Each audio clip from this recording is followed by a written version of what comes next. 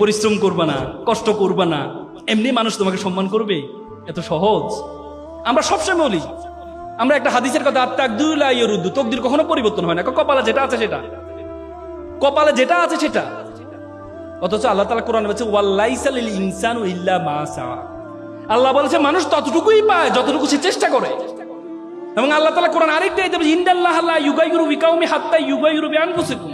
আল্লাহ কোন জাতির ভাগ্য পরিবর্তন করে না যতক্ষণ পর্যন্ত ওই জাতি এবং ওই ব্যক্তি নিজের ভাগ্য পরিবর্তন করার চেষ্টা না করে। আর তুমি মনে করো চেষ্টা করবা না, এমনিই তুমি সফল হয়ে যাবা, সব তোমাকে মানুষ সালাম করবে, প্রণাম করবে? না, এমনি করবে না, তোমাকে এমনি কখনো করবে না। পরিশ্রমের কোনো বিকল্প নেই। মনে রাখবা, পরিশ্রম তার পারিশ্রমিককে কখনো খালি হাতে ফেরায় না, কখনো না, কখনো না। তুমি পরিশ্রম কর, পৃথিবীর সবচেয়ে বড় সংজ্ঞা। পরিশ্রমের কোনো বিকল্প নেই, পরিশ্রমের কোনো বিকল্প নেই।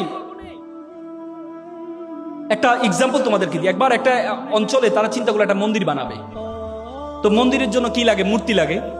তো তারা চিন্তা করলো একটা মূর্তি বানাবে। তো মূর্তির জন্য কি লাগবে? পাথর লাগবে। তো তারা চিন্তা করলো একটা পাথর কোথা থেকে পাওয়া যায়? সুন্দর, পাশের গ্রামে একটা পাথর আছে, সুন্দর পাথর, সাদা পাথর, চমৎকার পাথর।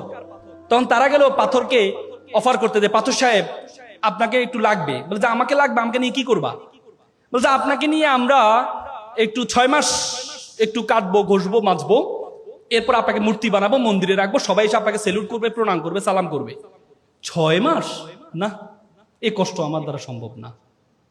আমাকে কষ্ট ছাড়া যদি কোনো কাজ থাকে সেটা বলো। বলছে না, আপনাকে তো এভাবে রাখলে তো কেউ সালাম করবে না আপনাকে।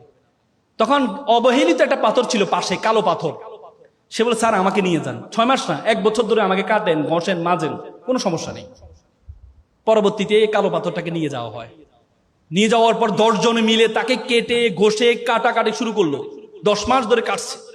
কাটার পর তাকে মূর্তির অবয়ব বানালো। অবয়ব বানার পর মন্দিরে রাখলো। দেখা যায় সবাই এসে তাকে প্রণাম করছে, সালাম করছে, নারিকেলে পানি ঢালে। দেখলো তো বিশাল লাইন পড়ে গেছে নারিকেলে পানি। তারা চিন্তা করলো এই যে প্রত্যেকের হাতে একটা নারিকেল যদি আমার দেয়ালে ভাঙে তাহলে আমার দেয়াল তো ফেটে যাবে।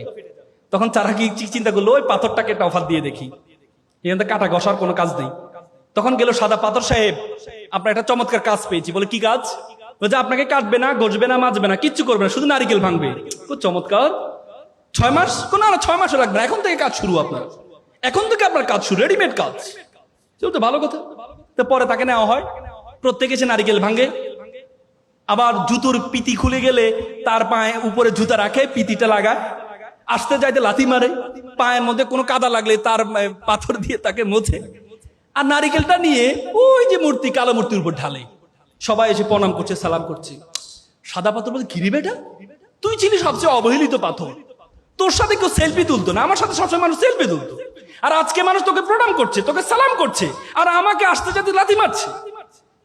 তখন কালো পাথর বলল, তুমি তো দেখেছো আমাকে সম্মান করাটা, কিন্তু আমাকে যখন কাটা হয়েছে, ঘষা হয়েছে, মাজা হয়েছে, 10 জন মিলে চারদিক থেকে আমার উপর আঘাত করা হয়েছে, তখন আমি সহ্য করেছি বলেই আজকে মানুষ আমাকে প্রণাম করছে, সালাম করছে।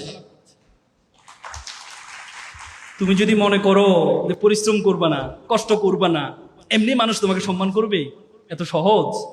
আমরা সবসময় বলি, আমরা একটা হাদিসের কথা, আত্মাকদুলা ইয়রুদ্দু, তকদির কখনো পরিবর্তন হয় না, কপালে যেটা আছে সেটা, কপালে যেটা আছে সেটা। অথচ আল্লাহ তাআলা কোরআনে বলেছে ওয়ালাইসা লিল ইনসানু ইল্লা মা সাআ।